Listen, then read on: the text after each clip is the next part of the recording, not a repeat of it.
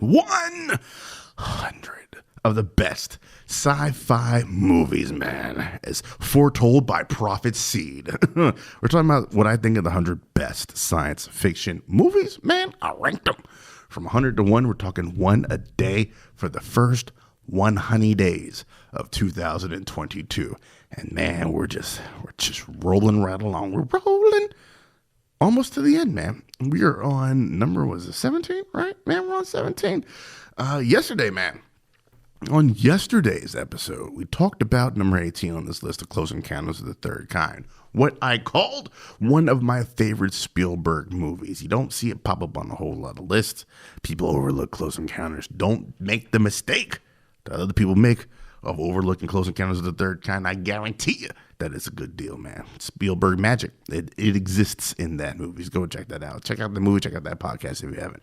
Today, number 17 on the list, Moon, directed by our boy Duncan Jones, man. Check this tagline: the last place you'd ever expect to find yourself. A+.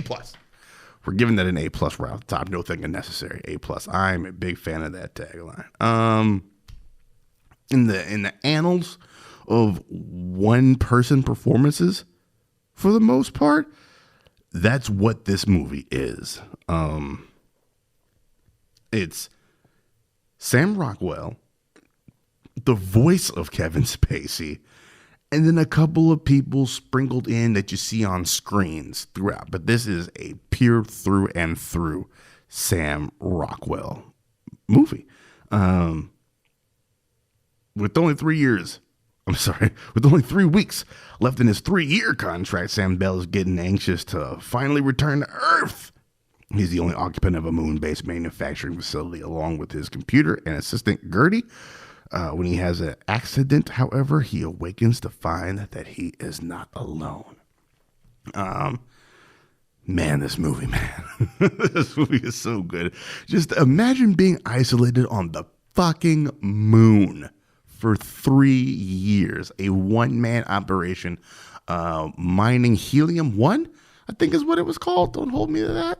But something they find on the moon that they mine it, they ship it back off to Earth, and then Earth converts it. This is the new form of energy. I don't know why this is a one-man. Well, yeah, I guess we do know why this is a one-man operation if you've seen the movie. I think a lot of us have been in this situation because with 3 weeks left in the 3-year isolation period, just doing nothing but waking up, doing your job, finding ways to entertain yourself, and then going to bed. We've all been there. I just got to make it 3 more weeks. No matter what it is, I just got to make it a couple more days. I just got to make it a couple more weeks. I just got to make it to Friday. We know that feeling. And that feeling is where we start the movie, man.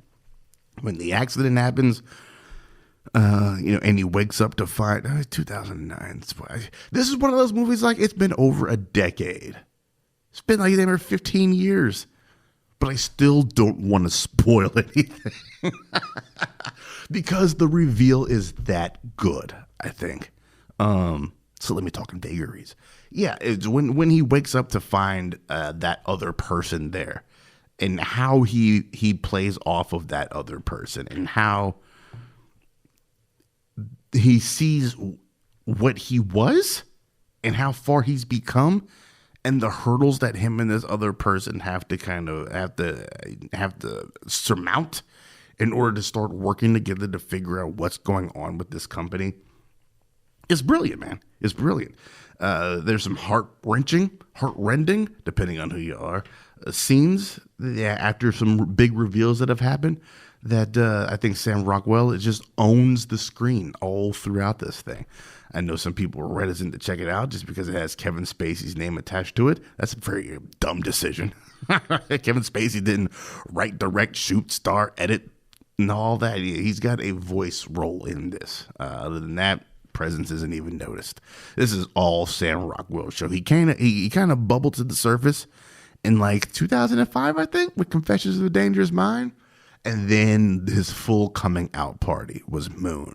And then he was off to the races, because I think like the year after is Iron Man 2, where he's Justin Hammer. So this was the real coming out party of Sam Rockwell. Moon, directed by Duncan Jones, is beautiful to look at. The cinematography of Moon is some of the best cinematography in science fiction. It's so natural looking. The combination of the production design of this moon base that he works at, and the cinematography of how who the fuck shot this movie? Whoever shot this movie, where are you, cinematographer? Whoever shot this movie knew how to capture that shit quite well. And then on top of all that, Clint Mansell with the score. Moon is also one of my favorite scores because it's that good, man. It gets you. Gary Shaw. Who the hell? Well, that's a cinematographer.